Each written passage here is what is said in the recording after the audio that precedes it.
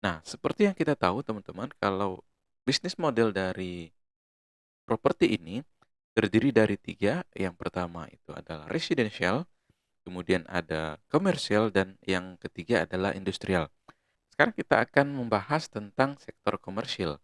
Nah, jadi teman-teman, sebenarnya ada 5 hal yang tentu saja menggerakkan sektor komersial tadi.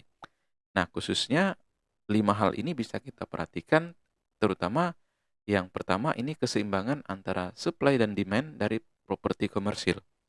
Karena seperti yang kita tahu bahwa ini ada hubungannya dengan penyewaan. Nah, jadi ini semakin hidup perekonomian, maka sewa menyewa atau tingkat kunjungan ke mall juga akan semakin tinggi. Jadi, supply dan demand ini sangat berpengaruh, teman-teman. Kemudian yang kedua, ada portofolio bisnis dari perusahaan tersebut. Ini juga mempengaruhi. Nah, kalau kita perhatikan semakin beragam portofolio bisnisnya, maka semakin beragam juga sumber pendapatan yang dimiliki oleh emiten properti tadi. Kemudian yang ketiga ada tingkat hunian atau okupansi. Jadi semakin banyak penyewa atau semakin banyak kamar yang disewakan atau apartemen yang tersewa, maka pendapatannya juga akan semakin meningkat atau semakin tumbuh, teman-teman. Kemudian yang keempat ada struktur rental rate ini tadi. Jadi tentang sewa atau tarif sewa juga ikut berpengaruh terhadap segmen komersil ini, teman-teman. Kemudian yang kelima ada profil penyewa perusahaan. Nah, kalau kita perhatikan teman-teman, segmen komersil ini dipengaruhi memang oleh supply dan demand juga.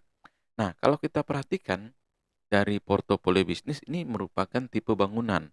Bisa saja berupa kantor, mall, atau hal-hal lain yang dimiliki oleh perusahaan. Kemudian terkait dengan struktur rental rate ini, teman-teman, ini adalah kontrak sewa. Bisa saja ini jangka pendek atau jangka panjang. Nah, pendapatan akan cenderung stabil ketika kontrak sewanya ini dalam jangka panjang. Nah, kemudian untuk tingkat hunian sendiri atau okupansi sendiri, teman-teman, kalau kita perhatikan, jadi perusahaan sebenarnya lebih punya nilai tawar kepada konsumen. Artinya mereka dengan mudah menaikkan biaya sewa. Jadi semakin tinggi biaya sewa yang mereka tetapkan, maka pendapatan mereka juga akan semakin besar. Lalu kemudian yang profil penyewa ini sendiri, teman-teman, berasal dari sektor yang sedang meningkat. Misalnya kalau kita perhatikan apa sektor yang sedang meningkat. Nah, misalnya banyak perusahaan-perusahaan yang membutuhkan perkantoran. Jadi segmen itulah yang menyewa eee, portofolio bisnis dari emiten tadi. Nah, selain selain itu, teman-teman, kalau kita perhatikan faktor penggerak lainnya ini adalah yang lebih spesifik, teman-teman. Jadi ini tentang ketersediaan kapasitas bangunan. Nah, kemudian kebutuhan masyarakat atas bangunan yang ada, sehingga hal ini, teman-teman, bisa menjadi penggerak dari model bisnis komersil ini. Kemudian kalau kita perhatikan juga, teman-teman, nah, apabila jumlah bangunan melebihi kebutuhan, maka akan banyak bangunan yang tidak terjual, sehingga pendapatan dari perusahaan tersebut juga akan ikut menurun. Nah, selanjutnya, teman-teman, kita akan melihat beberapa pemain besar yang ada di segmen residential ini atau segmen komersial ini, yaitu adalah ada Pakuwon Jati, teman-teman. Kalau kita perhatikan ini sebagian besar ini adalah mall, itu Mall Gandaria City, kemudian ada Tanjungan Plaza yang portofolionya ini berlokasi di kota Surabaya. Kemudian kalau kita perhatikan lagi, sebagian besar yang dimiliki oleh Pakuwon ini memang mall yang cukup terkenal di Surabaya, teman-teman.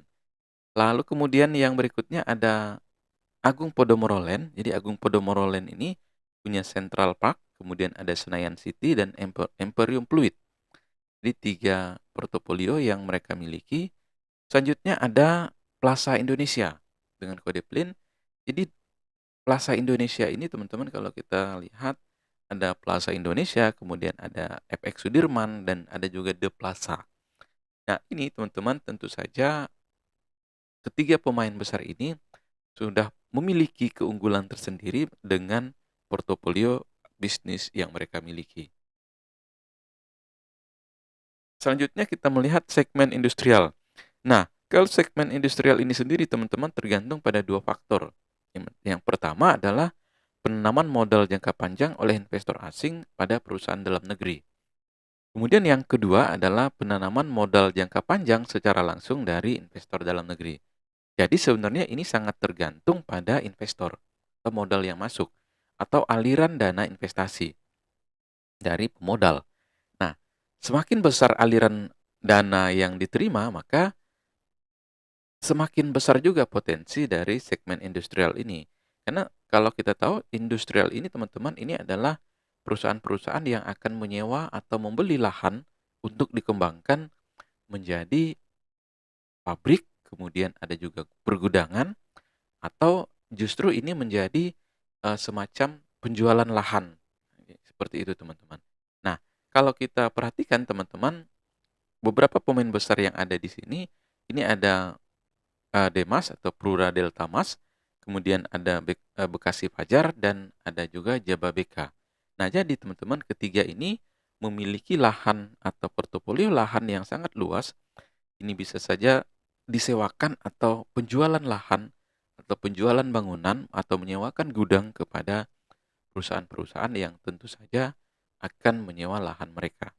Nah, seperti yang kita tahu teman-teman bahwa sektor properti ini tentu saja menjadi pendukung atau pemain utama di dalam menghidupkan kembali segmen-segmen lain atau industri lain. Jadi ada hubungannya sebenarnya dengan industri lain, terutama yang berhubungan dengan manufaktur.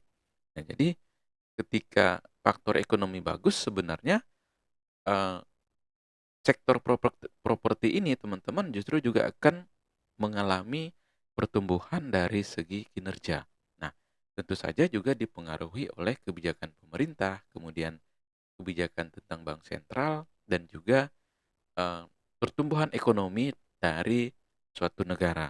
Nah, seperti yang kita tahu teman-teman, secara makroekonomi sebenarnya Indonesia terbilang stabil, tetapi memang kisarannya ya di angka-angka itu.